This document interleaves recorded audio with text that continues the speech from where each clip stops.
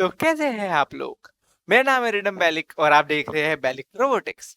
सो ये नया एल्गोरिदम है मशीन लर्निंग का जिसका नाम है सपोर्ट वेक्टर मशीन और एसवीएम। एसवीएम टॉपिक हम 2 वीडियो में कवर करेंगे। इस वीडियो में हम देखेंगे एसवीएम क्या होते हैं, उसका मतलब बनाते कैसे हैं उसको, लाइक उसके प्रोस क्या है, कॉन्स क्या है, उसके एप्लीकेशन क्या है। इसकी नेक्स्ट वीडियो में हम देखेंगे कि इस लाइक एचवीएम को नॉन लीनियर डेटा पे कैसे काम करते हैं और कर्नल कैसे क्या यूज होता है कर्नल का। सो इस वीडियो बिना टाइम को वेस्ट करे इस वीडियो को स्टार्ट करते हैं। चलो शुरू करते हैं।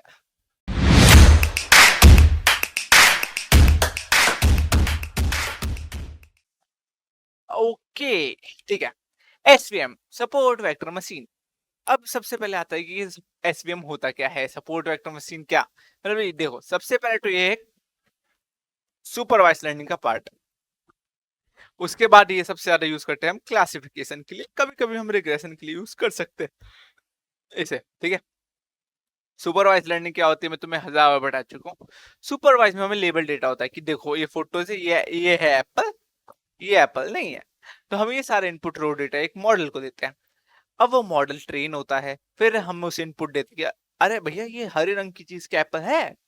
फिर हमारा मॉडल बताता है, अरे हाँ जी भैया ये हमारा एप्पल है। तो this is all out supervise learning.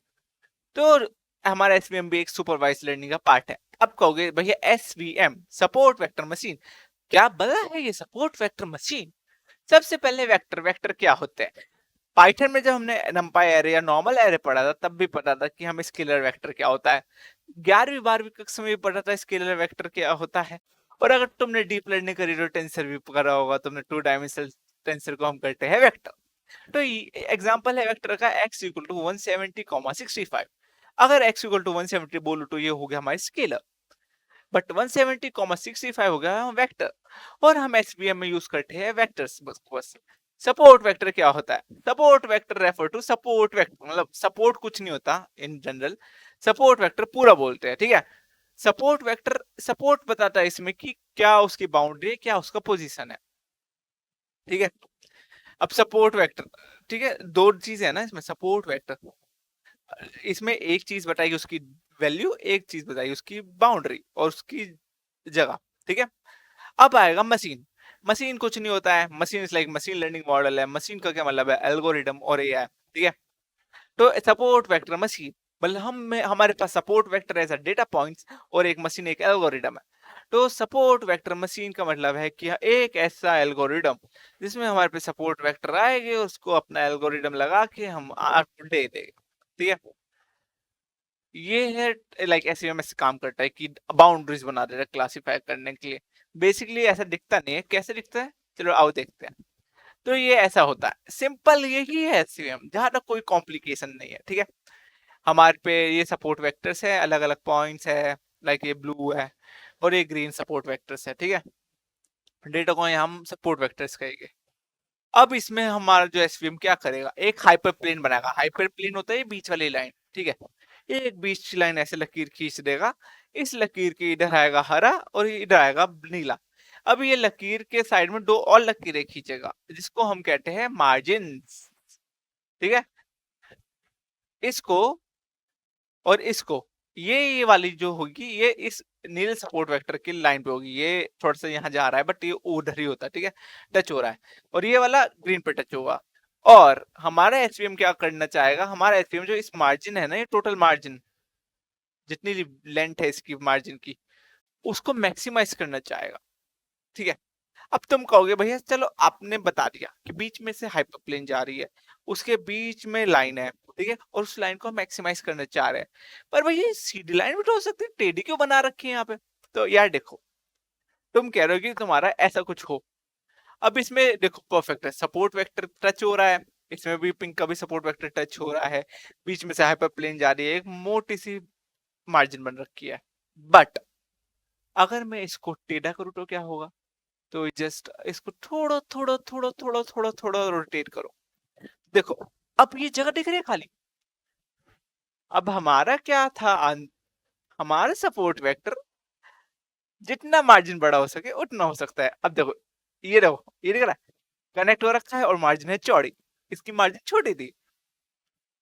तो इस वजह से वो टेढ़ा है। पोस्ट ट्रेनिंग के बाद हमारी मार्जिन टेढ़ी हो जाती है क्योंकि उसको बड़ा बनना है।